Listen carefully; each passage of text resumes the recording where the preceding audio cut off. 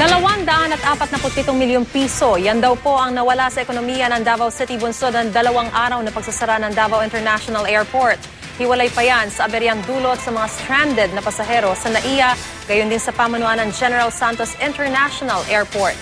Saksi si Ivan Mayrina. Bagamat buong hapong tuloy ang check-in sa Philippine Airlines para sa 3 flight nito patungong Davao City, lahat daw ng pasahero inaabisuhang conditional ang check-in, ayon sa isang airport official na tumanging humarap sa kamera. Yan ay dahil hindi pa matiyak noon ang oras sa pagbubukas ng Davao International Airport, kung saan humambala ang eroplano ng Cebu Pacific mula pa nitong gabi ng Linggo. Bagamat may mga pasaherong papuntang Davao na nagkansela na ng flight, may ilan din ako inabutan sa NAIA na may mga connecting flight mula ibang bansa. As usual, Philippines are resilient. Pasensya rin. Hindi okay. Bakit hindi okay? Kasi syempre mahirap sa amin, may mga bata eh. Ay, tumasya pa hasal kasi medyo may hinahabol akong parang appointment din doon sa Davao. Sa NAIA Terminal 3 naman, kinansela na ang lahat ng flight ng Cebu Pacific patungong Davao ngayong maghapon. Aminado ang pamunuan ng terminal na sa bawat flight na nakakansela, nababawasan ang kita nito sa terminal fee, pati na ang kita ng mga kainan at establishmento sa airport. Sa panig naman ng airline, naririyan ang gastos sa pag-arkila ng mga bus para sa mga pasaherong ililipat ng paliparan, pati sa hotel at pagkain ng mga stranded na pasahero kung kailangan. Pero lalong malaki ang epekto nito sa ekonomiya ng Davao City. Sa pagtaya ng Davao City Investment Promotion Office, milyong-milyong pisong nawalang kita sa airport at sa lungsod mula na magsarang kanilang airport itong gabi ng Linggo.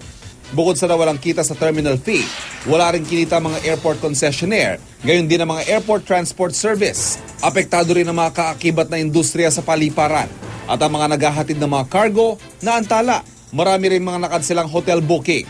Ang kabuuan umanong pagkalugi, aabot ng 247 milyong piso.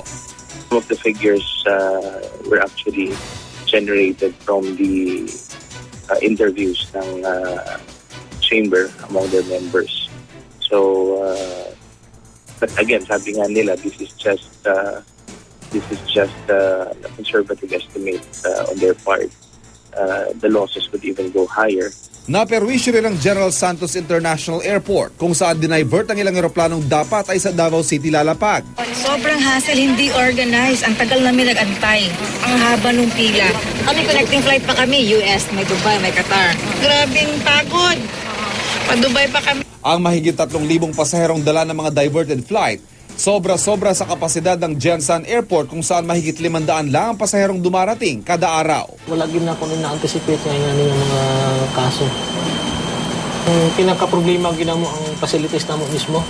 Kay ang facilities namo dili siya maka-accommodate sa ingani kadaghan ng mga pasahero.